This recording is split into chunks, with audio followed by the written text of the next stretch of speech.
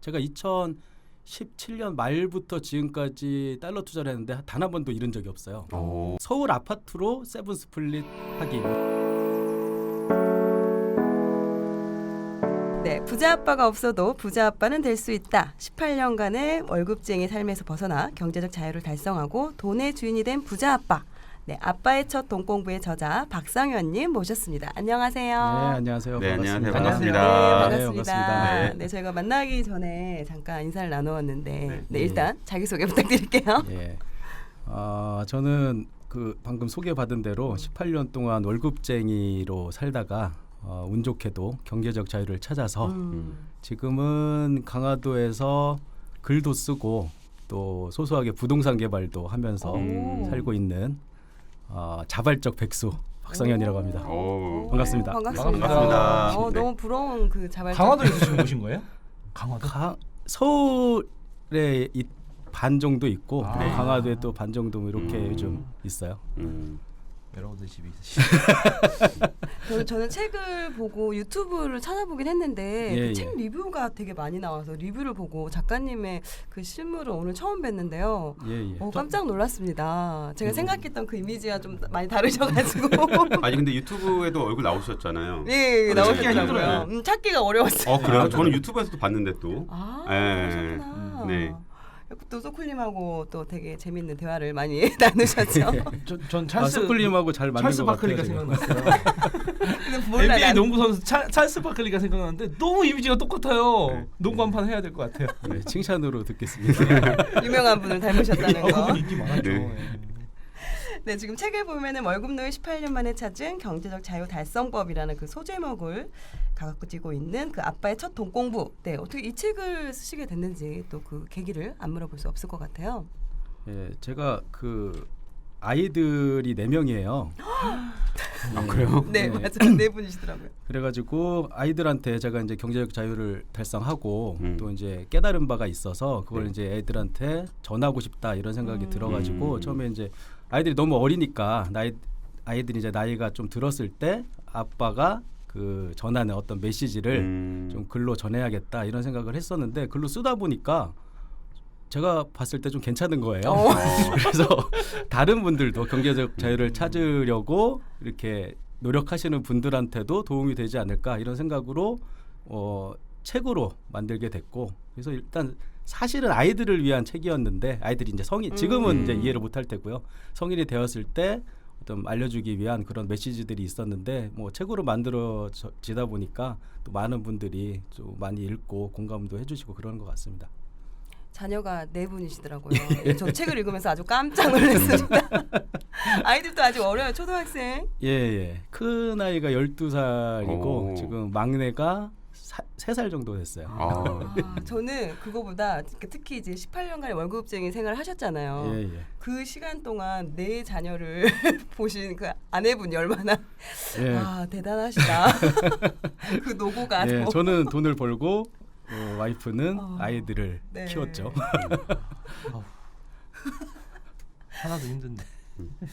또 월급의 노예라는 이제 그런 단어를 쓰셨는데 저희 좀 예, 예. 들어보긴 했지만 예. 이게 또 맞는 말이긴 하지만 또 참 인정하고 싶지 않은 그런 단어이기도 해요. 근데 또 이제 노예가 있으면 당연히 또 그에 반대되는 또 주인이 있을 텐데 예. 이 노예와 주인, 현대판 노예와 주인 어떻게 다른 건가요? 그 사실은 이게 뭐 누군가의 노예다 이런 뜻이 아니라 돈의 노예다 뭐 이런 얘기 많이 하잖아요. 그래서 뭐 그 돈의 노예를 얘기하는 거고, 그러니까 돈을 위해서 사는 사람들이 있고 돈이 나를 위해서 살게 하는 사람들이 있다라는 걸 이제 깨닫게 된 거죠.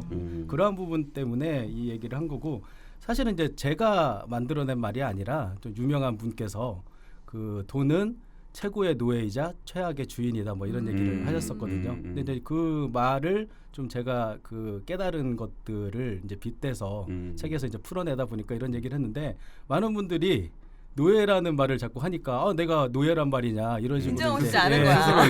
스스로 이제 맞는 것 같기는 한데 듣기는 네. 싫은 그쵸, 거죠. 듣기 싫죠. 예, 그래서 이제 그런 부분에 좀 불편하신 분들이 있으셨던 것 같은데 책을 읽어보면 그런 내용은 아니고요. 일단 뭐 돈을 내 노예로 삼아서 좀 내가 경제적 자유를 찾아가는 어떤 방법을 어떤 뭐 좀 찾아봐라 뭐 이런 얘기를 좀 했던 거 그런 부분들이 책에 있다라고 보시면 될 것 같아요. 저는 그거 봤을 때 보통 이제 자영업도 어떻게 보면은 뭐 그러니까 기준을 봤을 때 노예 기준 또 주인의 기준을 봤을 때 자영업 하시는 분들도 어떻게 보면 본인의 그 시간을 써서 이렇게 수입을 벌어가는 그런 상황이잖아요. 예, 예. 그럼 그것도 어떻게 보면 월급쟁이와 크게 다르지 않은 상황인 건데. 더하죠 월급쟁이. 더 일을 완전 더 많이 완전 하고. 돈에 놓여죠.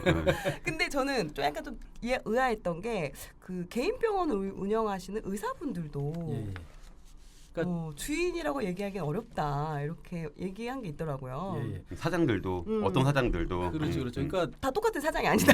예, 돈을 벌기 위해서 내가 그 시간을 활용해야 된다라면 그것도 어쩔 수 없이 돈을 많이 받던 적게 받던 자유가 없는 거잖아요. 그러니까 알바를 하든 뭐 진짜 뭐 큰 돈을 굴리는 펀드 매니저든 그거는 뭐 예, 예. 큰 의미가 없다. 예, 그러니까 돈을 위해서 일할 수 있는 그리고 돈의 시간에 비례해서 돈이 수입이 생길 수밖에 없는 이런 구조를 가지고 있다면은 사람이 이제 욕심은 끝이 없기 때문에 내가 돈을 잘 벌더라도 그게 시간에 비례해서 돈을 벌는 어떤 구조라면은 계속 일을 할 수밖에 없거든요. 그렇다면 이제 결국에는 노예일 수밖에 없는 돈의 노예일 수밖에 없는 이런 상황이 만들어질 수 있다라는 거죠. 반대 개념으로는 그러면은 작가님처럼 이제 책을 많이 내거나 시나리오해서 자기가 일을 안 해도 내 시간을 쓰고 있어도 수입이 들어오는 게 그 반대되는 개념인 거죠? 예, 다들 잘 알고 계시면서 물어보시니까 아닙니다. 잘 당황스러운데 아니 네. 그럴 수도 있고 이제 청취자분들을 예, 위해서 예. 주식이나 또 부동산을 이용해서 그렇게 할 수도 있고요. 시스템을 그렇죠. 만들어 놓고. 그렇죠. 만약에. 그러니까 돈을 벌게 하는 시스템을 만들었다면 그건 이제 노예의 삶에서 벗어날 수 있는 그런 어떤 방법이라고 할 수 있는 거죠. 관점이 되게 이렇게 신선하면서도 공감이 많이 되는 것 같아요. 왜냐하면 대부분 우리가 각자 노예라는 얘기를 들으면 그러면은 뭐 부리는 사람은 사장이냐라고 생각하는데 그 사장이 아니라 결국 돈이었다는 거죠. 그렇죠. 사장도 결국은 내가 시간을 들여서 돈을 벌어야 되는 사람은 그 사람은 이제 노예인 거고 사실은. 그 사장도 월급쟁이라면 노예죠. 그렇죠. 사장도 어떻게 보면은 사실은 내가 시간을 안 들여서 돈을 얻을 수 없으면 예, 어떤 돈의 예, 노예가 맞습니다. 될 수 있는 거군요. 어떻게 보면 그 주인이 될 수 있는 거는 사업이나 투자를 하면서 이제 주인이 돼야 되는 건데 사실 이런 부분은 좀 어느 정도 알고는 있어요. 하지만 현재 상황이나 또 내가 가지고 있는 돈이나 여러 가지 상황을 볼 때 어쩔 수 없이 또 이제 월급쟁이 생활을 해야 되는 경우가 있는데 작가님 또한 그런 18년간의 그 월급 생활을 하셨잖아요. 예. 그럼 그런 월급쟁이 생활을 하면서 어떻게 해야 그 돈의 주인이 될 수 있는지 작가님의 경험을 토대로 좀 말씀해 주시면 좋을 것 같아요. 제 책을 읽으시면은 결론은 책을 많이 봐라라고 끝나요. 그 책을 봤는데 책을 봐라라고 얘기를 하는 거죠. 그러니까 저 뭐 여기 그 계시는 네. 너마나님하고 소쿨린 요 책들도 저가 읽으셨다고 하더라고요. 경제적 아. 자유를 찾는데 많은 도움을 준 그런 책들이거든요. 저희 방송 들으셨죠? 다 거의 다 들었을 네. 것 우와. 같은데. 그리고 저희 방송 나오시면 항상 이런 얘기 할 때마다 저희가 물어보는 게 부동산과 맞벌이 아니 한다. 소콜린 쓰신 제 책 괜찮아요. 제 책 괜찮고 소콜린 씨 쓰신 노란 뭐야, 자기 책은 책의 제목이 괜찮대? 뭔지. 아이 잘 생각은 안 나는데 위대한 노란색 책이죠. 네. 소클의 꼬마 소클인가 아닌가 소클인가. 오셔서 깜짝 놀라시죠. 꼬마. 꼬마는 아니시더라고요. 네. 확실히 꼬마 소클은 아니고 소클의 수도권 꼬마 아파트 천개 누설. 오 맞았나요? 제가 방송을 많이 봐서 네. 이런 질문이 있을 거라는 걸 미리 알고는 있었어요. 근데 근데 또 오늘, 당황해. 막상 만나니까 제가 꼬마 소쿨인지 꼬마 부동산인지 헷갈리더라고요. 작가님 같은 경우도 그 시간을 확보하기 위해서 월급쟁이 하셨지만 육아휴직을 또 이렇게 사용을 하셨어요. 예, 예. 그 시간을 어떻게 활용을 하신 4번 건가요? 다 쓰신 거예요? 그건 아니시죠? 네 사실은 명이니까. 그러니까. 사실은 지금도 육아휴직 중이에요. 아 그래요? 예, 제가 퇴직하신 건 아니세요? 예, 육아휴직을 하면서 직장인의 전설로 남겠다 이런 얘기를 던지고 나왔는데 4년 정도 육아휴직하면 전설이 되지 충분히 않을까? 민간 기업에서요? 예. 일반 대기업이고요. 일반 대기업에서 와. 사실은 이제 제가 좀 뭐 그 여러 가지 책에는 이제 뭐 자세하게는 아니지만 좀 섭섭한 일이 있었다 뭐 이런 식으로 표현을 했는데 네. 약간 뭐 자발적이라기보다는 여러 가지 이제 사건들로 인해서 좀 쉬게 된 상황이 됐어요. 근데 이제 제가 생각을 한 거죠. 이제 그때 제가 좀 쉬어야겠다라고 생각하는 것 자체가 제가 어느 정도 이제 그 부동산을 통해서 자산을 어느 정도 모아놓은 다음이었기 때문에 네. 한번 시뮬레이션 해보고 싶다 이런 생각이 드는 거예요. 그러니까 내가 지금까지는 그러니까 현금 흐름 창출에 대한 부분이죠. 부동산으로 자산을 세팅해 놓기는 했는데 이게 수익형 부동산들은 아니었기 때문에 그걸 뭐 하나하나 팔아가지고 제가 뭘 생활을 할 수는 없잖아요. 그래서 현금 흐름 창출을 만들어내야 되는데 이게 자신이 없는 거예요. 그래서 제가 2017년도에 이제 첫 육아휴직을 하면서 퇴직을 하는 게 아니라 한번 육아휴직 통해서 뭐 아이들하고 또 시간을 같이 너무 열심히 달려왔으니까요 그동안 그런 의미도 있었지만 그 회사라는 그런 우산 없이도 내가 과연 살아남을 수 있는지를 한번 시뮬레이션을 해보고 싶다는 생각이 들었어요. 그래서 일단은 육아휴직을 하게 됐는데 결과적으로 그게 이제 저한테는 잘한 선택이 되기는 한 것 같아요. 지금 이렇게 제가 늘 듣고 그리고 도움을 받았던 이런 방송에 제가 직접 출연까지 할 수 있는 저희 애청자로 하셔가지고 제가 되게 깜짝 놀랐고 제가 되게 신기해요 지금.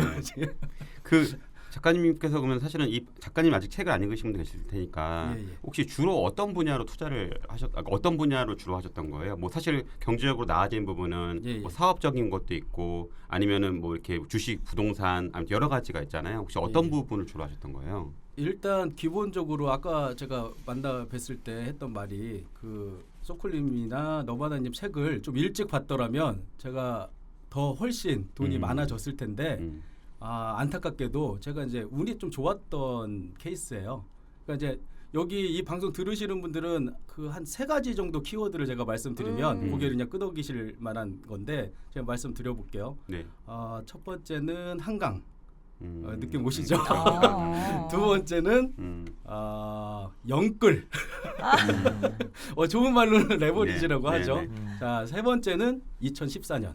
요 3가지 키워드가 조합이 되면서 제가 이제 기본적인 경제적 자유를 얻을 수 있는 어떤 기반을 마련했어요. 부동산이었죠. 그때 똘똘한 게 있었군요. 실거주를 통한 최소 5억에서 10억은 놀랐겠는데요. 똘똘한 한 채가 아니라 여러 채였죠. 아. 그러니까 영끌에 채당. 묶고 채당. 더블로 4채까지 레버리지의 극강을 보여주는 그런 것들을 해서 제가 뭐 아파트하고 건물하고 이런 것들을 세팅을 2014년도에 건물을요? 그때 하신 거예요? 건물을요? 그때는 건물도 샀잖아요. 예. 와. 그렇게 하면서 제가 이제 기본적인 어떤 자산 세팅이 끝난 거예요. 그러니까 2017년 제가 육아휴직을 할 수 있는 용기가 났던 게 자산으로는 이제 어느 정도 되는 상황이었던 거죠. 근데 이제 현금 흐름이 이걸 팔지 않으면 제가 생활할 수 없는 상황이라 돈이 많아진 것 같기는 한데 돈이 없는 이런 상황이 이제 발생을 한 거죠. 그래서 그 이후에 제가 2017년 이후에 책에는 이제 좀 언급을 했지만 뭐를 해먹고 살아야 되나 막 이렇게 했는데 사실 이제 육아휴직을 하면은 어디에 뭐 알바도 할 수 없는 그런 그렇죠. 뿐이에요. 그러다 보니까 이제 할 수 있는 유일한 게 재테크밖에 없는 거죠. 그래서 그때 처음 재택근무니까요. 그렇죠. 처음 했던 재테크가 여러분들 이제 놀라시겠죠. 저를 처음 아시는 분은 도박이었어요. 그러니까 이게 바카라 얘기가 있더라고요. 바카라는 제 전문 분야는 아니고 그 블랙잭을 했었거든요. 블랙잭은 전문인가요? 블랙잭은 제가 책도 하나 쓴 게 있어요. 서바이벌 카지노라고. 그래요? 카지노에서 좀 살아남는 방법을 제가 책으로. 그러니까 블랙잭 도박으로. 우리나라는 도박이 불법 아닌가요? 지금 잡혀가나요? 그러면 강원랜드는 이제 합법이고요. 강원랜드에서 한번 가보세요. 그리고 이제 제가 그 서바이벌 카지노라는 책에도 썼지만 제가 카지노에서 돈을 벌 수 있었던 게 소액 배팅 방법이었어요. 그러니까 갭 끼고 하나요? 그 갭이 아닌 것 같긴 한데 하여튼 뭐 갭 비슷한 것도 있고요. 그래서 제가 이제 도박을 왜 얘기하냐면은 도박하면 다 패가망신 한다는 얘기. 그러니까요, 맞아요. 강연할 때 블랙잭 강의도 같이 해요. 그래요? 근데 왜 그러냐면은 제가 지금 투자를 하는 어떤 시스템을 하나 개발한 게 있는데 제가 먼저 블로그 활동도 하는데 제 독자분들은 다 아시죠? 세븐 스플릿이라는 이름의 어떤 그 메커니즘으로 제가 투자를 하는데 그게 이제 블랙잭 게임에서 왔어요. 그러니까 블랙잭 게임을 알아야 이것도 이제 이해를 할 수 있으니까 제가 강연을 할 때 블랙잭 카드패를 갖다가 이제 띄워놓고 블랙잭 이렇게 하는 거면 이렇게 설명도 하거든요. 이제 다시 이제 원래 얘기로 돌아오면은 제가 이제 도박을 되게 좋아했어요. 그래서 강원랜드 같은데 가면은 강원랜드 뭐 한 10번 100번 가면은 한 번도 돈을 따지 못했었어요. 당연하죠. 도박을 좋아하는데 잘하는 게 아니라 계속 잃는 그런 사람이었어요. 근데 이제 육아휴직하고 시간이 많아지니까 공부를 계속 가게 될 것 같은 거예요. 그래서 걱정이 돼가지고 이왕 갈 거면 많이 잃지나 말자라는 생각으로 또 시간도 많으니까 말씀하신 그냥 것처럼 재미로. 재미는 아니었죠. 저는 이제 돈을 벌러 간 거지. 예, 돈을 도박은. 벌려고 하는 어떤 의도였는데 돈을 벌지는 않고 이제 계속 잃기만 하니까 공부를. 이거를 안 할 수는 없을 거고 이거 왼손자를 오른손으로 한다고 뭐 그런 게 도박인 거잖아요. 그래서 제가 도서관에 가서 잃지나 말아야겠다. 이게 시간이 많아지니까 자꾸 여러 번 가려고 하는 거예요, 제 자신이. 그래서 책이 도서관에 그래가지고, 많이 있죠. 예, 도박 책하고 도박 관련된 책하고 그래서 뭐 베팅 전략 뭐 이런 것들을 이제 공부를 하기 시작했어요. 그래서 잃지나 말아야겠다 생각했는데 그때 공부를 하면서 느꼈던 게 도박 여러분들도 지금 잘 모르시니까 네, 운이라고 맞아요. 생각하잖아요. 그렇죠. 근데 네. 운이 아니었던 거예요. 아니 프로 게이머 국제 대회도 있더라고요. 그렇죠, 그렇죠. 근데 블랙잭이 특히나 이 실력에 따라 되게 많이 좌지우지되는 그런 게임이에요. 그러니까 20일이라는 영화 혹시 보셨 적 있는지 모르겠는데 그 책에서도 이제 MIT 막 천재들이 나와서 뭐 몇 개 있었어요. 도박 하드 관련된. 카운팅이라는 기술을 이용해 가지고 돈을 많이 벌고 근데 실제 그거를 했던 실제 인물이 있어요. 에드워드 소프라는 분이 계신데 그분이 이제 나중에 뭐 주식 시장으로 간 그런 결말을 냈던 그런 상황인데 저도 이제 비슷한 길을 걸은 거죠. 어떻게 보면은. 그래서 공부를 열심히 했죠. 열심히 하고 모두가 운이라고 생각하는 영역에서 제가 깨닫기 시작한 거예요. 이거 운이 아니었구나. 실력이 어느 정도 있고 운이 좀 뒷받침되는 이런 영역이구나라는 걸 깨닫는 거예요. 물론 이제 바카라나 다른 게임은 그렇지 않아요. 블랙잭의 한정에서 제가 말씀드리는 거예요. 그래서 이제 한번 해봤어요, 제가 실제로. 제가 이제 그 게임 전략과 이런 걸 다 세운 다음에 강원랜드로 향했죠.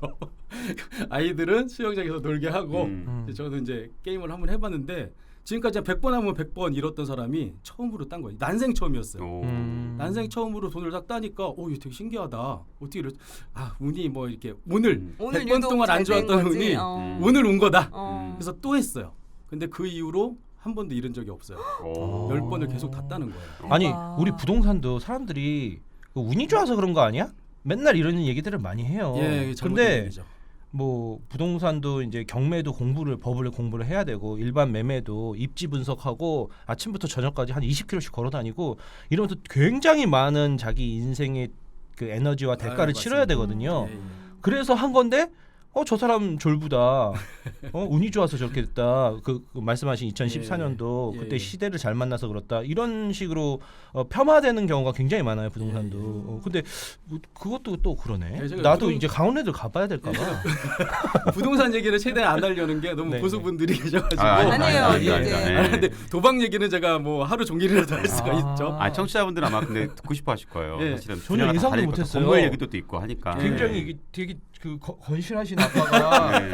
여기 아빠의 첫 가발 쓰고 돈인데. 촬영하셨대요 이거. 그러니까. 예전에 그랬다니까요. 근데 18년 동안 건실하던 아빠가 갑자기 강원랜드에서 블랙잭 고수가 됐어. 예. 이건 근데 이제 여기서 함정이 있어요. 그게 이제 해피엔딩으로 끝나지 시나리오 않은. 쓰고 있네. 제가 그래서 네. 그 어떻게 이게 연결이 되냐면 제가 네. 이제 이걸 쓸데없이 하는 얘기가 아니라 다 연결이 돼서 이제 드리는 말씀이 네네. 이 신기하게 따는 거예요, 돈을. 그래서 제가 그때 깨달은 게 이게 도박이 운만으로 작동하는 게 아니라 실력이 어느 정도 돼서 방금 소클님 말씀하셨듯이 그런 거구나라는 걸 이제 깨닫게 돼요. 근데 이제 한 가지 문제가 있었어요. 그래서 제가 그때 어떤 생각까지 했냐면은 이제 회사를 은퇴하게 되면은 전업 갬블러가 돼야겠다. 이런 생각까지 해요. 근데 이제 그게 현실적으로 불가능했던 게 일단 우리나라에는 합법적으로 카지노를 할 수 있는 게 강원랜드밖에 없잖아요. 네. 일단 거기 왔다 갔다 하는 교통비 그리고 거기 숙식비 뭐 이런 것도 이제 비용이 발생을 하잖아요. 그래서 근데 원룸을 제가- 구하셨나요? 제가 실제로 거기 근처에 부동산을 좀 알아보기도 했었어요. 되게 싸더라고요. 네, 그렇죠. 사북 쪽에다가.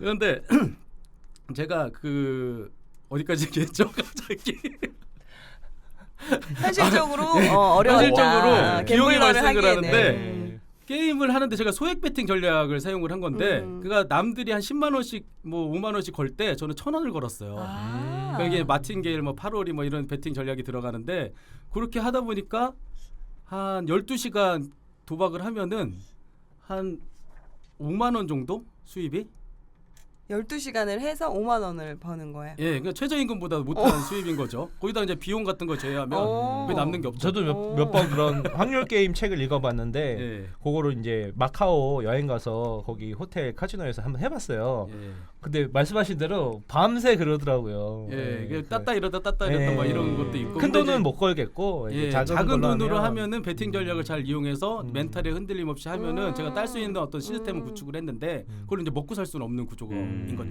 채산성이 안 나온다고 제가 표현을 하는데 채산성이 안 나오는 거예요. 근데 이제 이 시스템은 대단히 이 시스템이 나중에 주식 투자하고 달러 투자로 넘어가게 되는 어떤 근간이 되는데 예, 제가 저 지인 중에 그 서울대 수학과 출신이신 분이 있어요. 그래서 그분도 카지노 가서 한 번도 딴 적이 없대요. 그래서 제 방법대로 한번 해보시라 했는데 그날 처음으로 땄어요. 2만 원 한 12시간 하고 2만 원 따시더니 다시는 안 하겠다.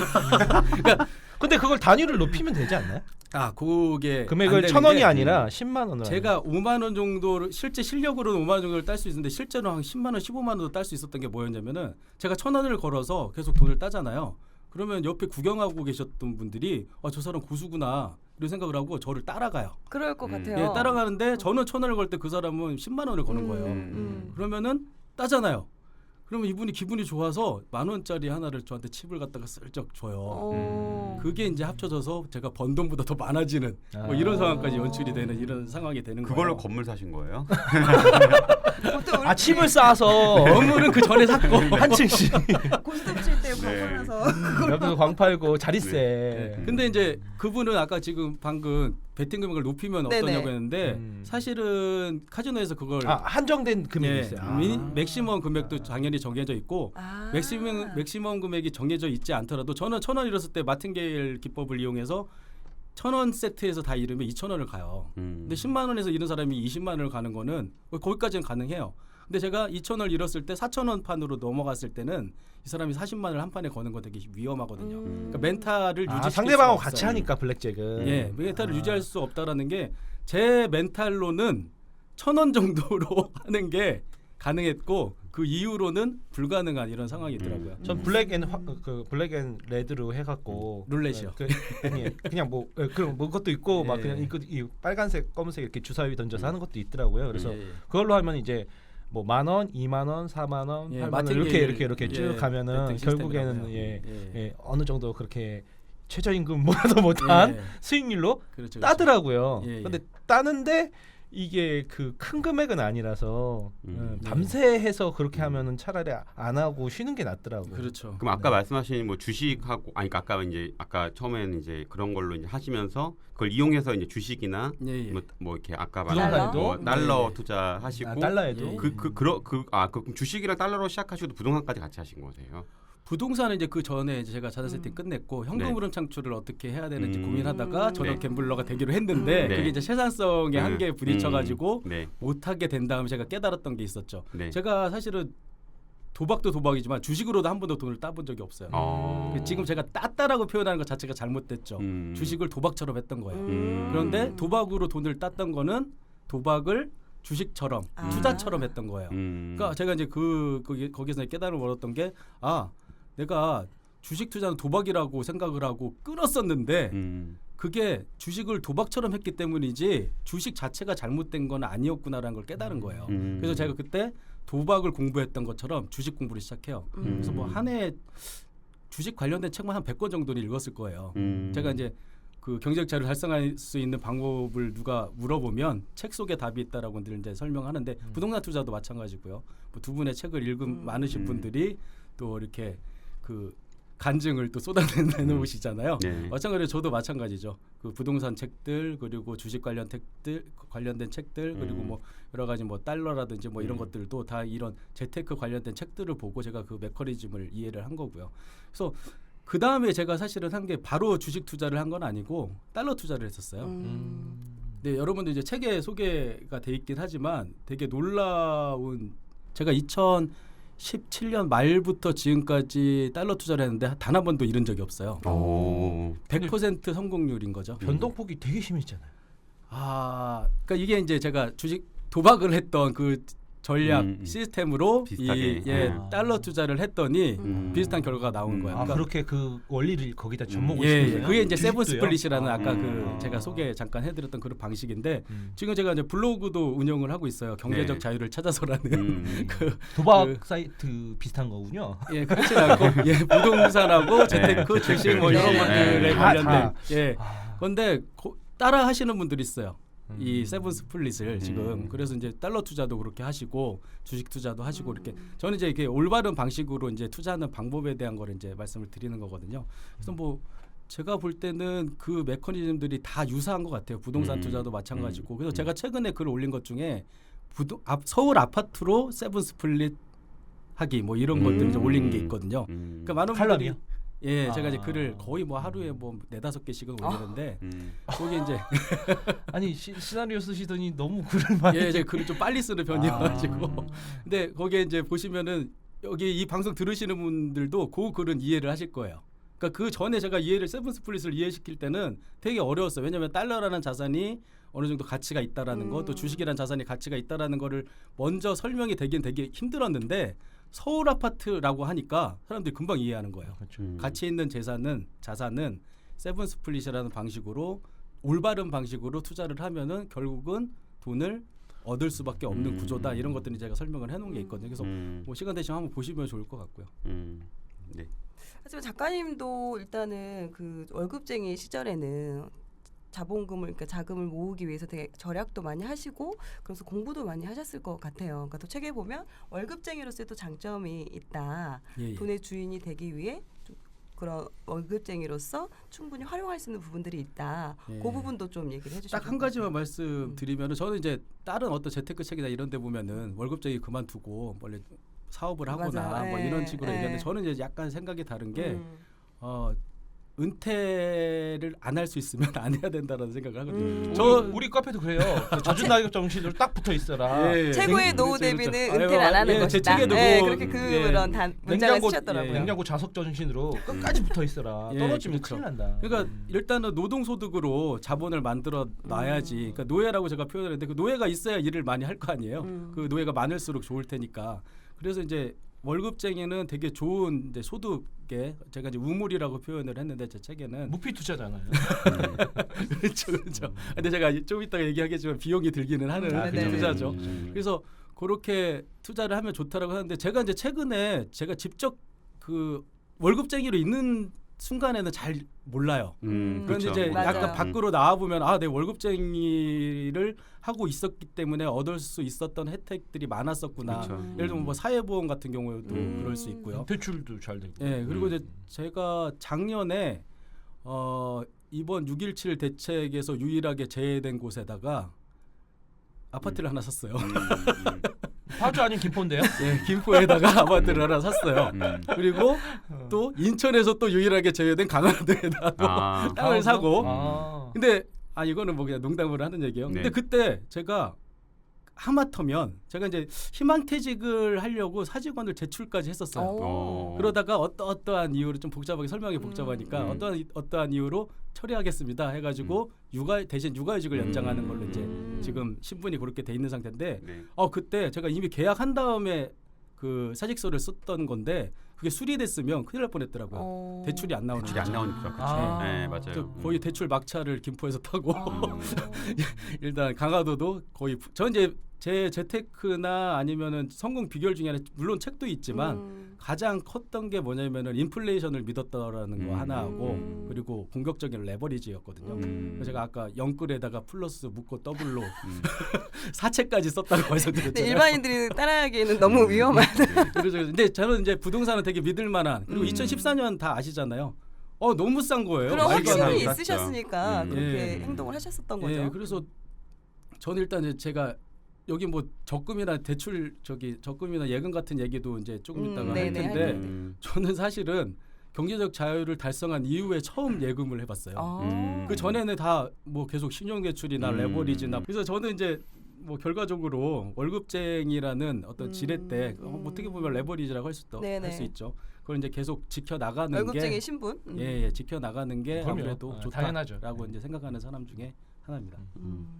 그렇다면 혹시 뭐 그냥 계속 퇴직 안 하고 이왕이면 회사에서 최대한 있으면서 직장 내에서 이렇게 실력을 키워서 승진을 하는 방향. 이것도 그러면 괜찮은. 그렇죠. 뭐 방법일까요? 최대한 자기 하는 일에서 좋은 어떤 수익률이라고 할 수 있겠네요. 좋은 수익을 거둬야지 그게 이제 나중에 종잣돈이 되고 시드머니가 돼서 그걸 가지고 또 돈을 벌게 하는 상황을 만들 수 있겠죠. 또 그런 말씀도 하신다고 후배들한테. 너희는 걸어다니는 건물주다. 예, 예. 어떤 의미인가요? 그러니까 뭐 책에다 뭐 소개는 했지만 월 한 400 정도의 수익을 얻으려면 일단 지금은 그렇게 될지는 모르겠는데 건물 한 10억짜리 정도를 보유하고 있으면 그 정도 이제 뭐 월세 수익이 나온다라고 보면 그럼 한 5% 나오면은 한 그 정도 되겠네요. 예, 그렇죠.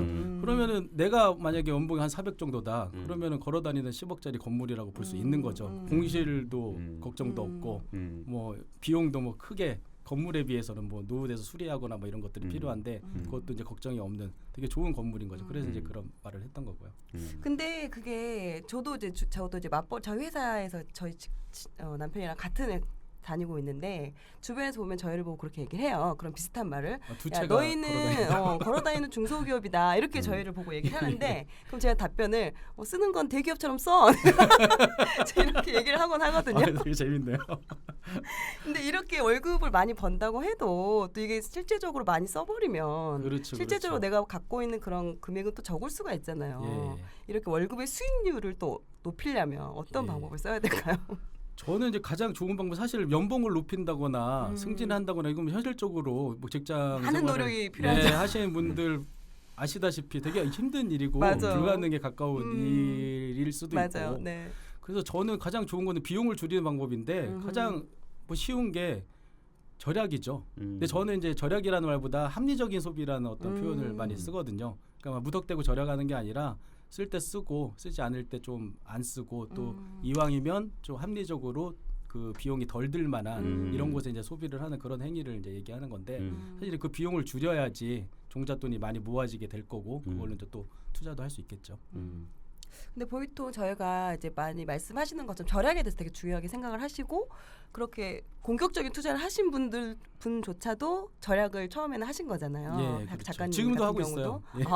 예. 제가 이 강화도에 땅을 산 게 네. 돈이 많아서 뭐 이게 뭐 플렉스 하려고 한 게 아니라 제 이제 독자분들하고 유튜브도 제가 그 방송을 하는데 네. 오, 와이프하고 둘이 부동산 개발하는 오. 말이 부동산 개발이지 막 철거도 하고 땅도 갈고 막 이렇게 해요. 와이프분이요?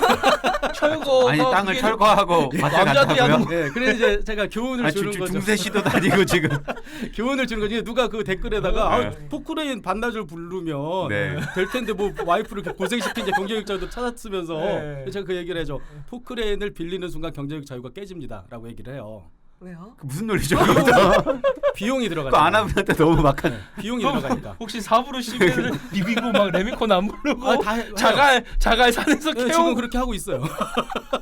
근데 제가 약간 그거는 약간 바닷가에서 모래 아까 말까지 부동산 개발이 채로 그런 네, 거. 이게 부동산 개발이에요. 완전 폐가 수준의 땅과 집을 사서 네. 그거를 누가 봐도 네. 오, 저 집 나 갖고 싶은데 하는 수준으로 바꾸는 게 제 목표였는데 아. 지금 이제 거의 한 폐가를 철거해서 철거까지는 안 하고 왜 레모델링.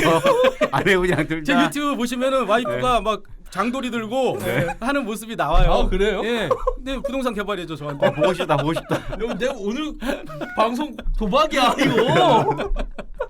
봅시다 오늘 대박인지 아니면 진짜 하려고 하는 얘기는 제가 그 네. 집에다가 네. 보면 뭐 냉장고도 필요하고 네. 제가 전자레인지도 필요하고 냉장고도 필요하고 뭐 여기 가전들이 필요할 거 아니에요. 근데 제가 이제 약간 유튜브 촬영하고 경제적 자유를 찾은 이후의 삶도 한번 보여주고 싶다 이런 생각을 맞아요. 했어요. 근데 경제적 자유를 찾을 수 있었던 가장 근간이 됐던 게 절약이었거든요. 그런데 맞아요. 경제적 자유를 찾은 이후에도 필요하다는 걸 제가 보여드리고 싶었던 거예요. 왜냐하면은 경제적 자유를 찾아서 월급쟁이로서의 어떤 그런 소득이 끊기면은 노예가 일한 돈으로 생활을 해야 되는데 그 돈이 처음부터 많지는 않을 여기서 거란 말하는 말이죠. 노예는 돈인 거죠. 그렇죠. 네. 와이프 아니죠?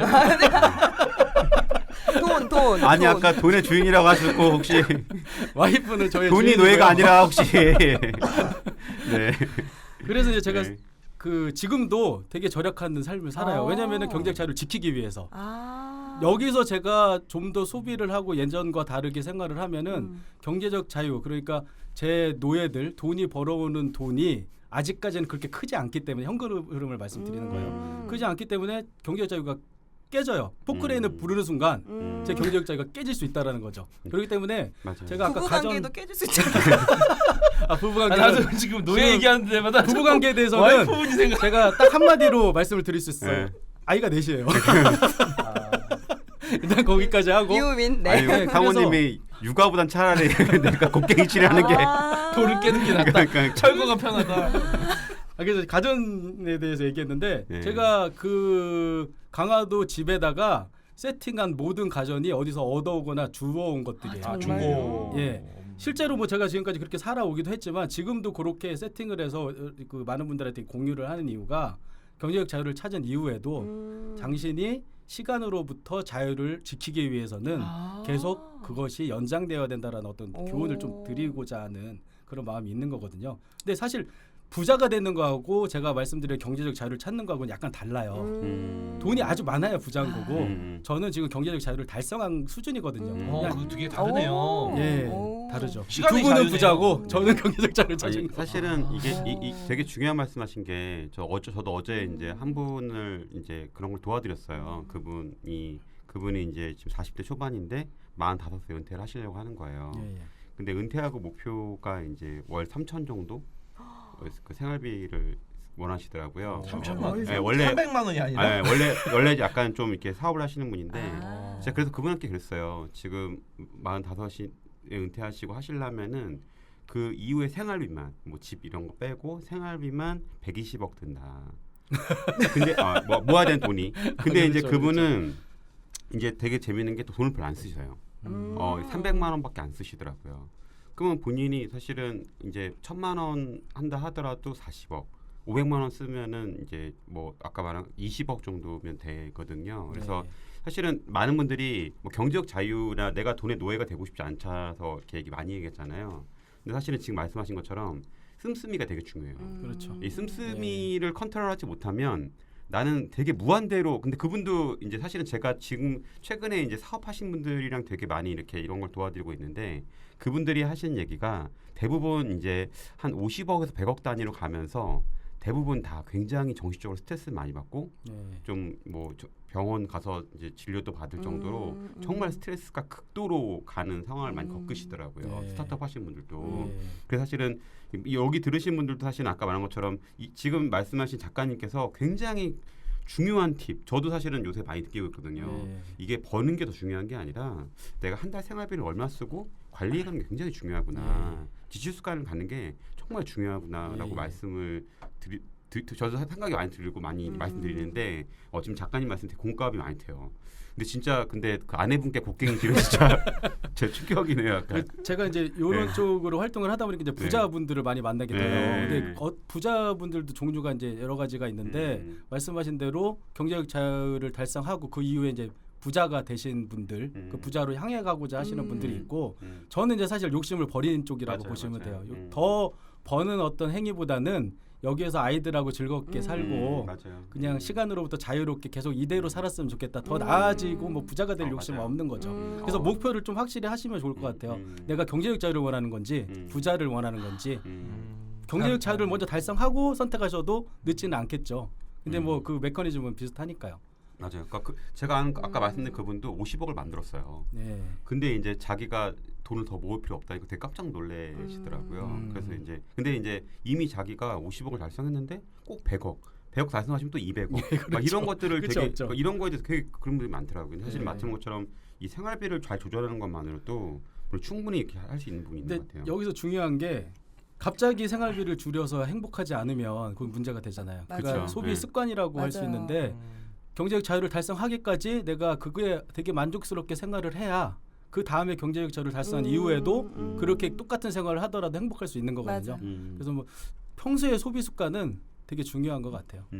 왜냐면 저 갑자기 신랑이 생각나는 게 제가 이제 막 재테크에 관심 갖고 부동산에 관심 갖고 막 이럴 때 막 치열하게 살 때 저희 남편은 그걸 되게 지켜보면서 나는 생활비가 별로 많이 필요 없는데 예. 왜 그렇게 굳이 재테크를 한다고 남편분이 꿈이 나는 자연이 다시 그런 스타일이라. 산속에 들어가셔가지고 나는 제가 그렇게 많이 살고 안 있어요. 쓰는 지금. 거야. 언제 한번 이렇게 여기 민박 한번 하셔가지고 강화도를 이렇게 한번. 강화도로 한번 그러니까 그래서 제가 곡괭이질을 곡괭이 같이 시켜야겠어. 한번 하면서 이렇게 시골에 산 게 처음인데 되게 좋은 게 화목 보일러라는 걸 들어보셨어요 혹시? 그게 뭐예요? 나무로 하는 나무로. 예, 나무를 열효율이 떼서 되게 좋고 이렇게 예, 막 이렇게 나무를 떼서 보일러를 떼는데 이번 겨울에 제가 연료비가 0이었어요. 오. 강화도에서는. 장작 패서 넣는. 예, 뭐 나무 오. 해서 해도 되고 와이프분이 아이는 아이들이 가보일도 많고. 아이들은 괜찮나요? 아 되게 따뜻하고 화목 어, 보일러라는 게 어. 일반 보일러랑 똑같아요. 근데 단지 불을 내가 떼야 된다는 것만 버튼을 누르는 거 대신 나무 불을 떼야 빼야 된다. 되잖아요. 그 나무 어디서 근데 할 거잖아요. 나무가 되게 조금 들어가더라고요. 아 그래요? 아, 그래요? 되게 많이 안 들어가? 좋은 보일러고 저는 10년 된 보일러라 가지고 되게 많이 넣어야 되는데 제가 유튜브에 그것도 있어요. 불 잘 떼는 방법 이런 것도 올리고 저희 신랑한테 구독을 꼭. 그리고 심지어는 수도 요금도 0이에요. 지하수 쓰거든요. 저 지하수도 되게 신기하더라고요. 지금까지 신기해요. 지금 저희 강화도에다 풀장을 하나 만들어 놨는데 물을 그냥 공짜로 쓸 수 있으니까 너무 지하수 좋고. 퍼서요? 해가지고요. 아 전기가 들어가면 펌프가 물을 공급을 해줘요. 그러면 혹시 와이프가 물에서 기르는 건 아니에요? 아, 이제 와이프는 되게 만족하고 살고 있으니까 그래요, 그만 이제 맞아요. 이제 그만하시죠. 네. 와이프 철거 딱 한 번 하고 그 뒤로는 아. 부동산 개발에 손을 뗐어요. 그치. 다시는 못하겠다. 맞아요. 이렇게 맞아. 하면서 제가 네. 지금 소소하게 제가 혼자 곡괭이질 하고 있습니다. 와이프를 너무 걱정해 주셔가지고. 그래도 되죠. 예. 왜냐면 육아가 너무 힘드니까. 그러니까요. 예. 아, 유튜브에 보면 어떤 원주민 생활 혼자서 아, 맞아요. 밀림에 저 들어가서 많이 봐요, 그거를. 진흙 쌓고 그리고 거기서 막 숯 만들어서 예. 거기서 그 쇠도 맞아요, 맞아요, 녹여갖고 막 뭐도 만들고 막 그러던데. 제가 그런 영상을 많이 보니까 우리 딸아이가 막 어느 날 땅을 파더라고요. 옆에서 보고 있다가 왜요? 야, 그거 따라하는 거예요. 땅 파서 뭐 지하 뭐 집을 집도 만든대요. 오. 예. 집도 짓고. 예, 맞아요. 그거 재밌어요. 되게 굉장히 재밌던데. 시장 수익률이라고 하죠 보통. 근데 제가 그거에 17배를 달성했어요. 오. 달러 환전 제일 많이 했을 거예요. 그게 아. 환전이요? 예 거의 한 300억 정도 했으니까. 와.